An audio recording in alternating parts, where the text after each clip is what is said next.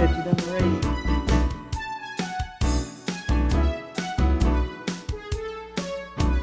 Good evening. I'd like to welcome everyone to the City of Little Rock Board of Directors agenda meeting for May 26th. This is our opportunity to review the agenda for our former board meeting that will be held on June the 2nd.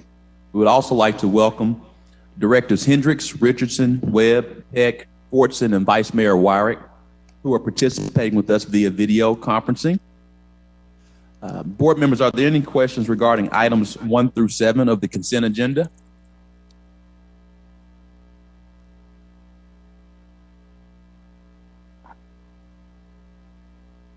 Seeing none.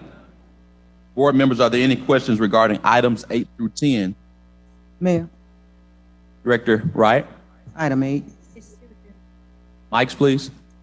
8. Ordinance number 8. Just want to make sure that it's what I have read and nothing has changed. Yes. Director Collins, if you would, please explain item number 8.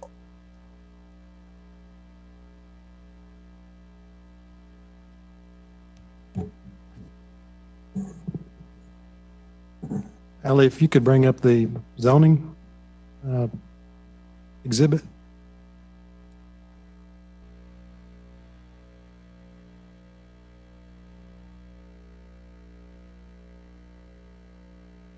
Mayor, Vice Mayor, members of the board. Director Wright, this is a property that's being developed on Canis. Currently, it's an existing property zoned R2. It's undeveloped. It's the area hatched in red right there. There's a single family subdivisions just to the south of it. Okay, and there's other commercial developments to the west, and also the veterinary clinic is to the north. What they're proposing to do is a 4-acre site. They're wanting to come in with 10 buildings, and each building is a duplex. Al, if we could switch to the sketch plan, please.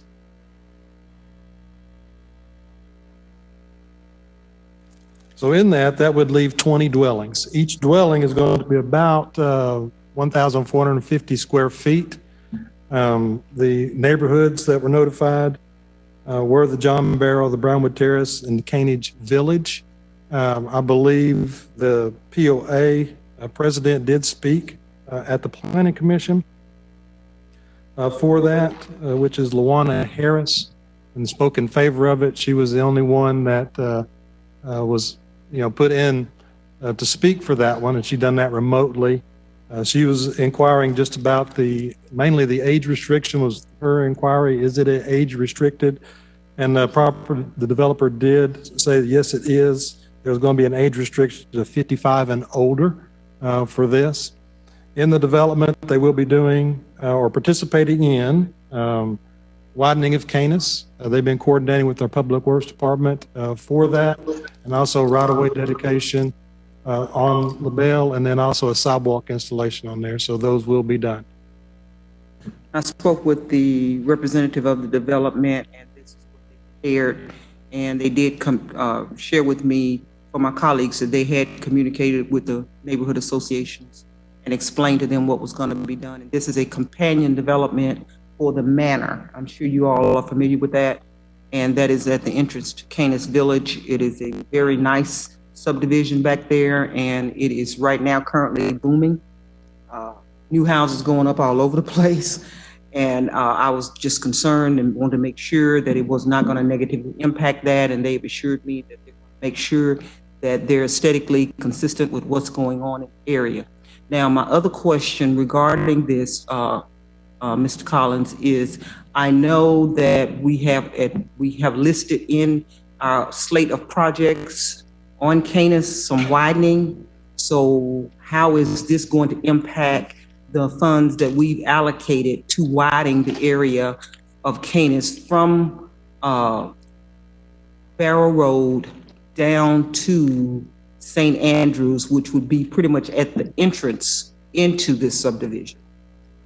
I would have to defer that to Director Honeywell. I know that they are participating in the Boundary Street for that section of theirs, but some of that you're talking about is a little bit to the west, I believe. John? Because if there's a possibility of a reduction in the amount of money that the city has to spend, I have another area in Barrow where, I saw you grimace. Oh, okay, I thought usually when you make those faces, it's like, don't say that, but I wasn't saying anything about, okay. But no, my question and the reason I'm asking it, John, is because I have another area, if we have funds, that I would like to put that money if they're going to do this widening. The project we're doing did not include this section anticipating this development. So at this point, there is no funds that are being freed up as part of this development. So what exactly are they being required to do? Because ours was going to tie in to the widening that has already taken place that St. Andrews did. They're across the street from that widening that St. Andrews did.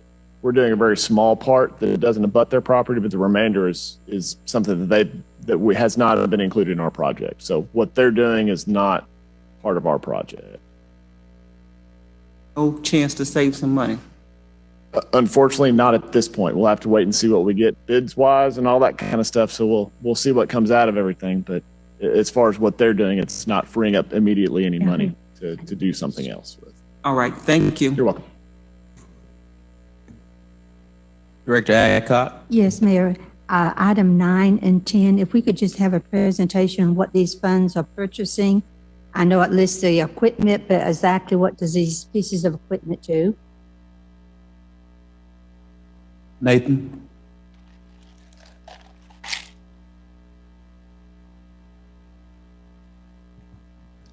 Mayor, Vice Mayor, Board. The two items, item 9 and 10, are the first one. Item 9 is for a smart ray X-ray device. It's for the Little Rock Fire Department for their use for scanning suspected packages, suspicious packages during special events and such. Is it for the airport or is it? No, it could be used for the airport, but generally it's for just the Little Rock Fire Department for the bomb squad for their responses throughout the city. Okay.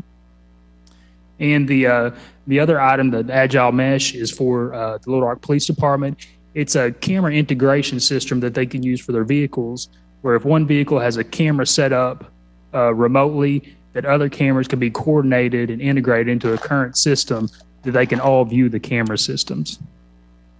Okay, thank you. You're welcome. Seeing no other questions from items. Mayor, can you hear me? Yes, ma'am.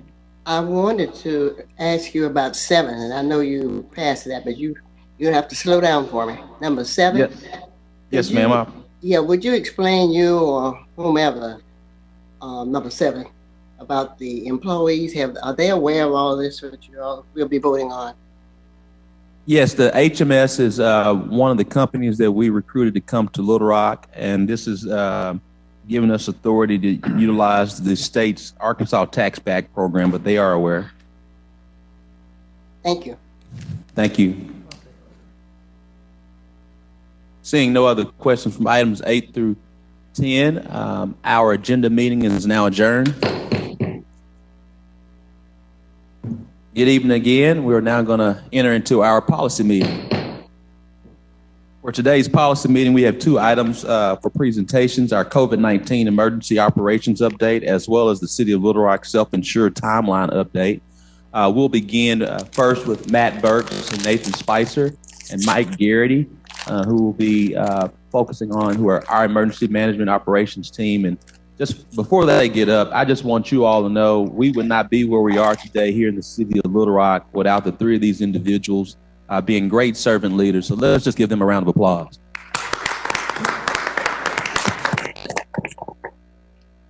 All right, Matt, if you would. Thank you, Mayor, Vice Mayor, board members. Just wanted to thank you for the opportunity to share the work we've been doing during this COVID-19 pandemic.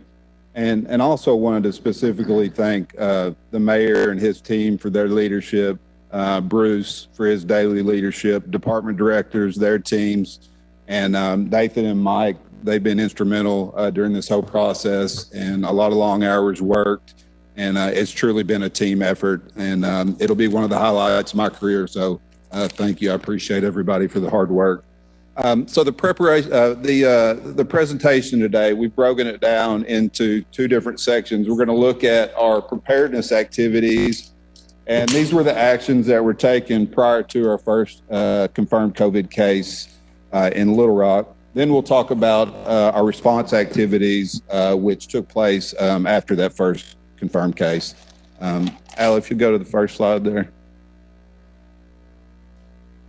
So these first two bullet points, to me, are really important and really gave us a leg up as an organization to respond to this pandemic. And these were things that we've been working on for years and years, going back to the mid-2000s. And the first one being the development of influenza pandemic continuity plans for city departments. This really came out of H1N1, influenza, potentially a pandemic, and the similarities between the influenza pandemic and the current pandemic are really, really striking. So that really gave us a leg up in that all we had to do was some minor tweaks and adjustments to our current continuity plans. And it really allowed us to be a flexible organization. This is where we looked at teleworking, staggered schedules, essential services, and that we could provide as a city and that we need to continue to provide during a pandemic. The second bullet was we actually built a 3-month stockpile of PPE for continuity of city services years before the current pandemic. And really with the shortage in supplies and PPE nationwide, really allowed us to continue to provide the services that our citizens expect. So those first two bullet points are really key. The next we've got this February 26th. This was kind of the first opportunity to dig in deep with COVID-19 and assess its potential impacts on the city. I recall we met with Bruce at a fire station, new fire station dedication back in February, and really that kind of got the ball rolling with our response. Next slide, please. And again, these 3 dates here are key in that we were able to, we sat down with the mayor's office and his team, looked at what kind of impacts we could expect with the city. Then we met with department directors on March 2nd, and this is all before our first confirmed case, looking at the potential impacts on city services. Department directors, this is where we began updating our continuity plans to include COVID-19. Then March 3rd, we were before the board and the mayor to provide a COVID-19 pandemic. It seems like such a long time ago. Next slide, please. March 5th, this was a key preparedness action in that we participated in the Metro Hospital Coalition Coronavirus Conference. This was particularly important because of the thought that there was a potential that hospitals may get overrun during a pandemic. The initial estimates were we were going to have possibly 10,000 people hospitalized in the state. Thankfully, that hasn't come to fruition, although we've seen a little spike in the past couple of days. Next slide, please.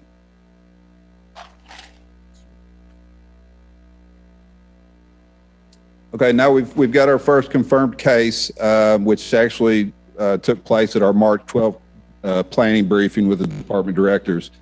So we moved into our response to COVID-19.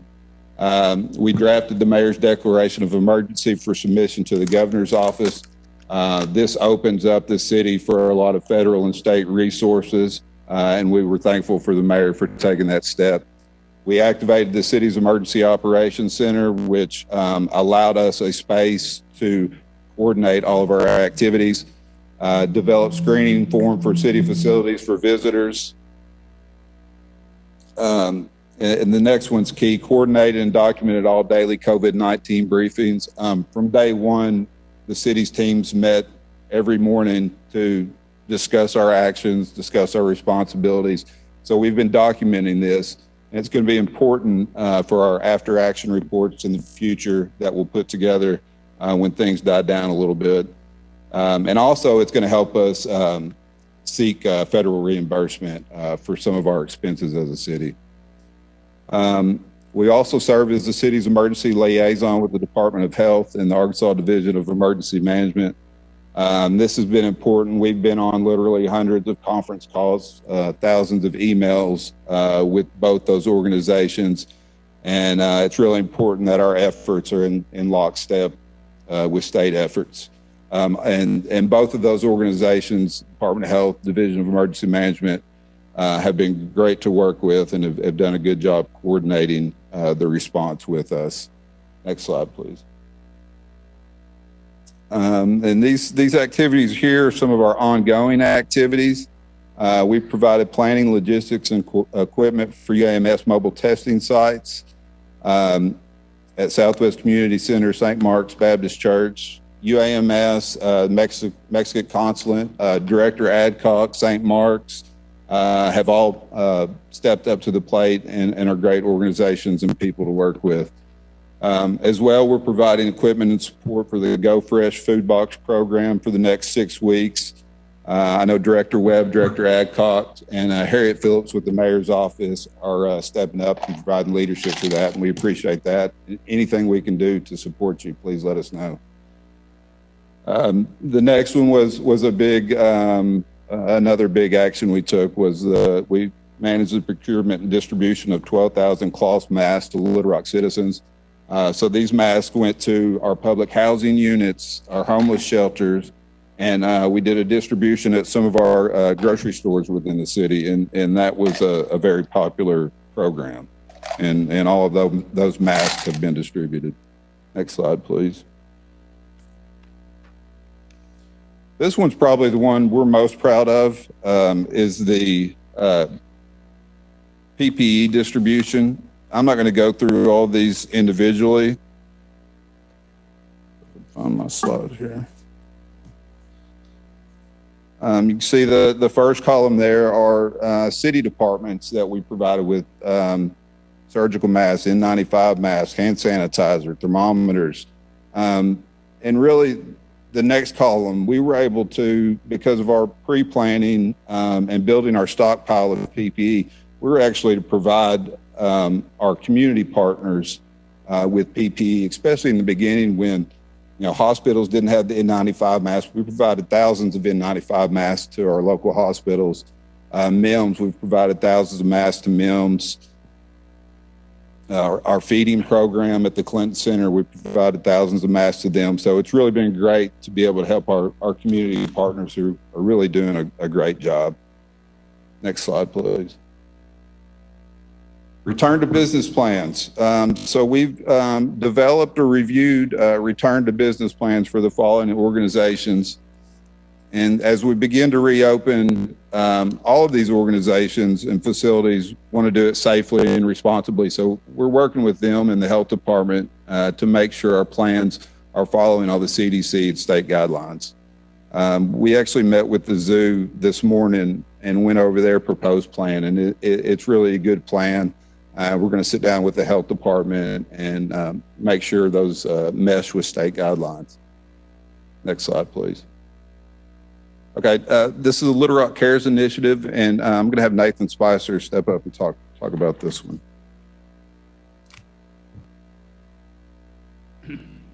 Thank you, Matt. So the LR Cares, and I'd like to acknowledge the mayor and his staff for their foresight in creating the LR Cares initiative to first begin. So it was created as a mechanism to receive donations during the city's initial response to the COVID-19 pandemic. So we received personal protective equipment from citizens donating, from businesses donated, and we then turned around and donated that PPE to local clinics that were referred to us as far as needing PPE. So during the initial phases of this disaster, an N95 mask could go for $4 to $5, and you could not find them anywhere. So we were thankful to the citizens and groups who donated PPE to us so we could get them out to local clinics. In fact, we donated over 750 N95 masks to these local clinics. We also were able to accept monetary donations through the LR Cares. So that way, if the situation arises, that we can use that monetary donations to purchase more PPE for other clinics throughout the city if the need arises. Say we're going through another spike right now as far as the pandemic, so there may be another shortage of PPE that we have to utilize those funds for. A couple of weeks ago, the mayor kind of issued a challenge for the departments responding to this disaster to kind of find ways to do new and innovative things to help operate in this kind of unknown future that we have. One of my initial thoughts was to convert the LR Cares initiative into a certified private nonprofit and to register it with the IRS and also the Secretary of State's office. So being a private nonprofit and having a private nonprofit entity within the city kind of gives us a little more leverage and a little more freedom to request grants through, say, the Department of Homeland Security or certain foundation grants that require a private nonprofit entity to request those funds. So we're going to plan on doing that. Another thing that the LR Cares Foundation could do is serve as similar to what an El Paso fund or a Boston Strong fund. So in the event of a mass shooting or catastrophic event, that we could use this fund as a donation kind of entity to donate those funds to the victims of those disasters. So I think it'll be a really good initiative going forward. Thank you.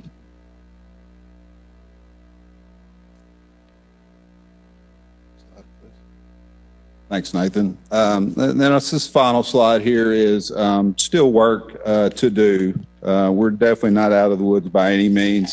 And we know we'll be dealing with this for many months to come. We're going to continue to daily emergency liaison with the Department of Health and the Division of Emergency Management. It's very important that for our situational awareness that we continue to do these things. We're going to continue to meet PPE needs of city departments. We're going to continue to support community partner efforts in regards to testing and feeding programs. And again, anyone that needs any support with that, please reach out to us and we'll definitely do what we can. The city was awarded a $786,000 grant from the Department of Justice. This grant will be used to purchase PPE for our first responders. It will be used to pay for some of the overtime costs that we've incurred to support the testing sites and any other overtime COVID-related costs. This is a 2-year grant program, and hopefully a lot of this expenses that we've had already will be covered under the DOG grant. Anything not covered under the Department of Justice grant, we're going to work with FEMA. We've already submitted a disaster declaration. The governor submitted it to the president, and that's already been approved. So we're going to seek FEMA reimbursement for any expenses that aren't covered under the DOJ COVID-19 grant program. Really, that kind of wraps up the presentation, and love to answer any questions if there are any questions for us. I have a question. Director Adcock. Yes. Over here you said that you had worked with the Jim Daly Fitness Center on a plan to open. Have you also done that with the Southwest Community Center pool? We have not. It is part of the Little Rock Parks and Recreation plan that they have submitted to us, and we have reviewed that plan. You haven't reviewed it yet? We have reviewed it. Okay. Because I know in Southwest Little Rock, the children are wanting to know when their pool is going to be open. And Director, let me speak to that. As I mentioned to you as you inquired last week, we do have daily briefings. We're looking at other models. But those cities that you mentioned now are a lot smaller. And we know in Little Rock, I think I saw this weekend, there's another area that passed us over the weekend as far as most cases. But just because of where we are, we know we have second highest cases in the state. And we've got to proceed cautiously.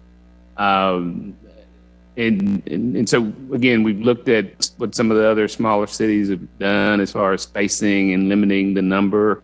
Because not only Southwest, we got the Jim Daly swimming pool too, both indoor and outdoor. So, I'm one that I'm ready for these kids to get out and get as much energy that's been captured inside for the last 2 months. But I do think, we've got to look at, for instance, CDC guidelines said you need to see 14 days of decline.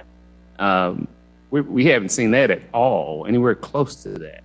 And so, that's something that the mayor and myself and I talk about a lot with the team. But I do think we're going to be cautious moving forward. Okay, I think he may have hit it right there. But I do have a question, if not for him, then for you, Mayor. The numbers that I'm seeing are saying Pulaski County. How many of them are actually in Little Rock? Can anybody break that data out? We do, through our contacts that Matt and Nathan have, we are able to get Little Rock data. And I'll let you speak to it. We've requested that data on a weekly basis. We have not received the data for this week. We have received past reports for the Little Rock data, and it's comparative to our percentage of population in Pulaski County, spread out amongst the other municipalities. So you can't give me the number? I don't have the number with me. I will definitely get the current number and send it out if you'd like. I'd like to know that. I will do that. And I think what he's saying is, though, it is proportionate to our population in the county. So the majority, in other words, the majority of the cases are low crime. I think last data I saw, we have roughly 236 active cases in Pulaski County out of the statewide total. That was down to 139 this morning. So okay, so it's a number that's moving. So so we are seeing decrease then. The active cases have really, and you see a decrease when you have a lot of people recover. So it's not a real-time thing. If the Department of Health goes out and does their contact tracing, staying in touch with those individuals. So when they put those recovery numbers in, that's when you see the active cases decrease. So right now it's 139 active. Yes, ma'am. Okay, thank you. Mayor. Director Hines. I wanted to bring this up, but we got some information earlier from Laura, from Director Honeywell, going back to our yard waste pickup. And I don't know who is addressing this, but I know that there are federal funds out there to help us reimburse costs associated with COVID-19 response. Our trash pickup, based on what Director Honeywell laid out, seems like a pretty good deal for extra costs we've incurred running that operation based on COVID, based on staffing. So is our emergency management office responsible for following that? Does that go to finance? It's all of us. We've documented all of our COVID-19 costs, human resource and staffing wise. So there's a COVID code that's attached to it. Okay. Have we done that? Do you know if we've done that within Public Works with our trash collection? We have. Okay. We have. All right. And going forward, when FEMA comes in, there'll be a process to look at all those expenses. So we just make sure we've got them all documented right now. And that'll be something we seek reimbursement for. Okay. Thank you. I just want to make sure we're keeping track of that. And I think there's some unseen costs. You know, you don't think of a cost associated with picking up yard waste with this. You think of it as PPE, that type of stuff, but we have incurred some costs with it. Thank you. Ellie? Mayor, I also wanted to recognize Dr. Compuris and his leadership on the task force, COVID-19 task force. I appreciate that. I think that was an invaluable experience for the group. Thank you. Director Adcock. Yes. On the parks plan, does it have on there when we might look at the community centers being open? Here again, we've got school out. Today's the first day kids are out of school and they're wanting to know, where can I take them? Where can they go? And everything. Director Adcock, I'll respond to that too. The same thing that I said about the pools goes for these community centers too. And again, we're all very anxious to provide these kids with a safe environment. But, you know, and one thing that John and his staff and Mike, they've gone out to each, and I'll give you an example of the Jim Daly Center. They feel like they would only be able to get 10 people in there at a time to work out. So they've done this at each of our our centers. And one of the things we have to consider is, so we're going to limit how many people come into the community center, and almost everybody else has to stay outside at a safe distance until somebody leaves. And so there are a lot of different parameters that we have to look at. We're going to slowly open up as soon as we can, but we're going to do it with the safety of the children and foremost. Mr. Moore, several months ago, we sat here and we removed all the summer programs from our budget. We removed everything to do with kids from our budget. And now we're at schools out. Families are wanting to know, where can the children go? Are our parks open to the children? The parks? The playgrounds? The playgrounds have had all the tape around them and everything. Have we opened the playgrounds for the children yet? We have not. I mean, the majority of the parks are open. The ones we close are on the weekends. But the equipment is still taped up at this point. Do we know when the equipment will become untaped? I want to say sometime in June, but again, Director Adcock, and just to put it plainly, we are allowing testing and data to guide our next steps. We too understand the desire from parents and members of the community to open up our parks, to remove the tape. But as we are beginning to see here in our state, that the number of confirmed cases have continued to rise. We have not had a consistent number of days of reduction.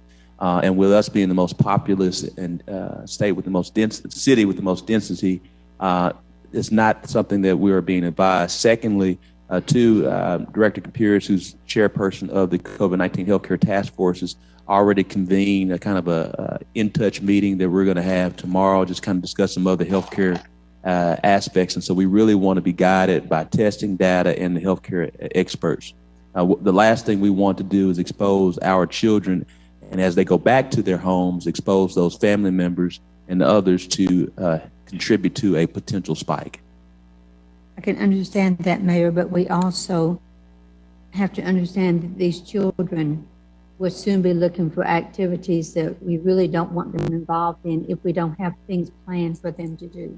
Yes, ma'am. Totally agree. And we have a plan in place to reopen, but we have to be guided by testing and data. But I do understand where you're coming from. And when parents call me and say, well, we'll just drive down to Benton, or we'll just drive down to Oxide or Bryant or someplace where our kids can play. So we need to And really, if you look at those, there are a lot of folks that recently increased more so than Little Rock. So we want to be very cautious. okay, I have some comments. I have a comment. Director Hendricks. Yes. 1 second, Director Hendricks. Director Okay. Webb was next up, and then we'll come to you, Director Hendricks. What this has to do with what Joan's talking about. Yes, ma'am. Well, one second, Director Hendricks. Well, 1 second, Director Hendricks. We're going to go to Director Webb, you, then Director Peck. Thank you, Mr. Mayor. And I just wanted to thank everybody in emergency management on the team, and to thank you and Bruce, Director Capiris, because I think that our preparedness was something that I have not seen in a lot of other places. The fact that the day school was out, that very next day we were able to feed our kids, and most cities didn't do that. But y'all have done a fantastic job, and this report that you gave us today is really important, knowing that you were prepared, that you had a stockpile, that you looked at previous pandemics. Gives me a lot of comfort that I've not seen from some places. And so to everybody, thank you for your leadership and for your thoroughness. Well, Director Webb, thank you so much. You know this is a team effort, and we want to share our appreciation to you as well. You've been a stalwart servant leader in helping identifying food resources and providing security to historically insecure food areas in our city. So thank you so much for your leadership. Director Hendricks. Love to talk about, Joan was talking about the children coming here. You know what I would suggest? If these children want to play and their parents want to play, then let the mom take them out in the backyard, okay? That's what I want. We gotta follow the rules. Yes, Period. ma'am. Not making no exception for nobody. All of us have to follow the rules. Yes, ma'am. Director Peck. Thank you, Mayor. I echo what Director Webb said, and to the whole team. And thank you, Bruce, for being so direct, and you, Mayor, about the importance of being cautious. Just from my perspective, in the last few days, I've had some restaurant people and some merchants reach out to me how people are just belligerent. They don't want to put a mask on, and they are coming in and not practicing social distancing measures. So I think we need to continue to preach the importance of social distancing and wearing masks when appropriate, or the spike's going to be uglier than it is. But thanks to the whole team, and I too am very impressed. I wanted to give a special thanks to John Honeywell, Ronnie, the whole team. The yard waste issue seems to be getting under control. And thank you for coming out personally and looking at a problem in Ward 4. And I know it's been hard, and we're almost there, right, John? Almost see the finish line. And then one last thing about the Go Fresh boxes and food distribution. Joan, I know you've been working on this, and if anybody wants to volunteer tomorrow at the Mosaic Church giving out food in these fabulous Go Fresh boxes, we're still looking for a couple of volunteers, and you can talk to me afterward. But thank you. And Director Peck, also let me share our appreciation to you of being a great leader and guiding our administration in dealing with the many facets, or the array of facets within the restaurant industry. I know you are a full-time city director, but you are a full-time restaurateur, and we're very grateful for you. Seeing no other questions, thank you so much, Matt, Nathan, and Mike, for all of your leadership throughout this process. We know this has been, it's kind of funny when you were talking about March 2nd and 3rd, and we're just May the 26th, or even when Director Adcock, she said a few months, but I was thinking to myself, well, it was actually April the 5th, and so, but it feels like a few months, it feels like a few years, and a lot's happened, a lot of warp speed, but it's all due. Our preparedness and our response is due to you. It's due to the entire team. Everyone's played a vital role, and so we're just grateful for the City of Little Rock team, and thank you so much for your leadership. Thank you, Mayor. Moving next, we will have our presentation as it relates to the City of Little Rock transitioning to a City of Little Rock self-insured timeline update. Our Chief People Officer, Stacy Witherell, will give us update. I know, is Mr. Tom, oh, is that you in the back, Mr. Kane? Oh, I couldn't recognize you in your mask, and I do appreciate you wearing your mask. But we'll have our Chief People Officer, Stacy Witherell, as well as Tom Kane with Stevens Insurance to discuss the transition to a self-insured carrier timeline process.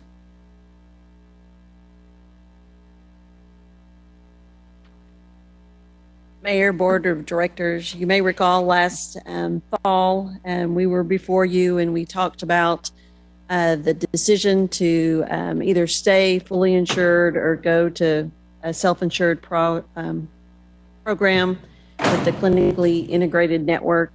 And at that time, the decision was made to stay with the fully insured program with the intent on moving forward for 2021 into a self-insured program, and that's where we are currently.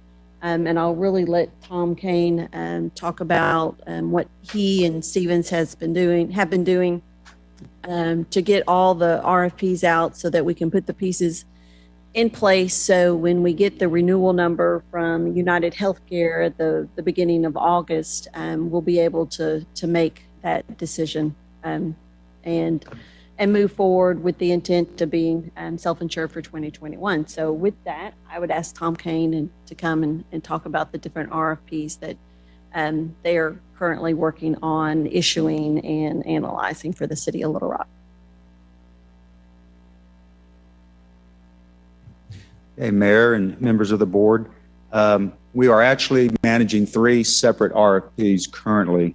The third-party administrator, which is the organization that would actually do the claims administration, That closed last Friday, May 22nd, and we've received responses from Blue Advantage or Blue Cross, UMR, which is part of United Healthcare, Cigna, and Resource One. Resource One is an independent third-party administrator in Oklahoma. We have one other TPA who indicated interest, but we have not heard from them, and that is Assured Benefit Administrators. We are also, this Friday, the request for proposal for the clinically integrated network will close. And we are anticipating responses from the Arkansas Health Network and Baptist Health Physicians Partners Focus Care. So that closes this Friday.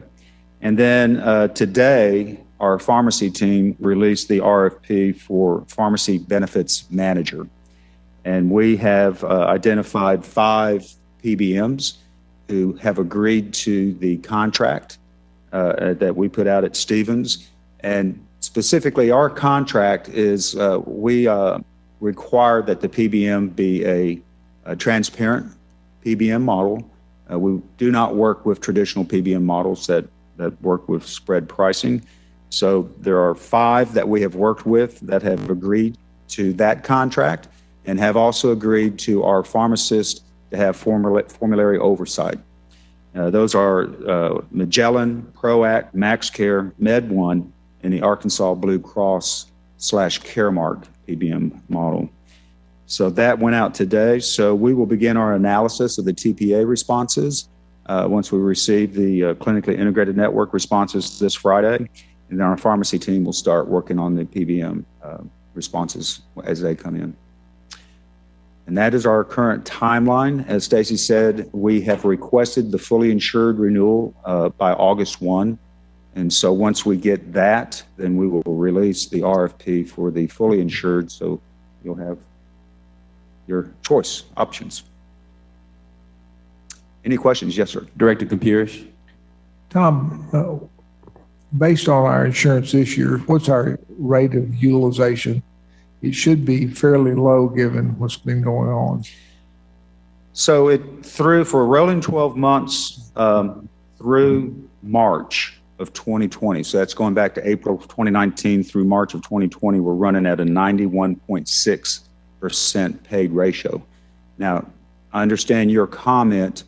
We anticipate that we will see a decrease in claims beginning in April due to the reduction in elective health care. And that would probably carry through the summer because there is a lag between when a claim is incurred and when it's actually paid. Well, but just based on anecdotal information, there will be a huge amount of decreased utilization for those months, and it won't be made up. I mean, the anticipated surge in people coming back and doing things is not occurring. So it'll be interesting to see at the end of the year what our utilization rate is based on the premiums we paid. We agree. We think the abandonment rate could be as high as 50%. And so, for example, someone may have had a knee or a hip replacement scheduled, and they've decided not to do that, and they may never do it now. So there will be a lot of the selective health care that will never happen. Well, unfortunately, there's a lot of emergency care that didn't happen too. I mean, Yes, there are sir. lots of people that suffered heart attacks and didn't come to the hospital and then now are not operative candidates and things like that. So there will be 2 or 3 years from now long-term consequences of this. But as far as our premiums this year, we ought to see a pretty remarkable decrease in our payment rate versus our utilization rate. Thank you so much, Mr. Kane. Thank you so much, Ms. Witherell. Thank you. Witherell, sorry about that. Any questions from the board before we conclude for today? Director Adcock? Are we not going to have a census report? Not today. We're going to have it at our next agenda meeting. Okay, thank you. Yes, ma'am. Not much has changed since the one from a couple weeks ago, but except for the standpoint of focus on the greater, not just the good. Is that the quote? Good and great. Yes, ma'am. Any more questions? Seeing none, meeting adjourned.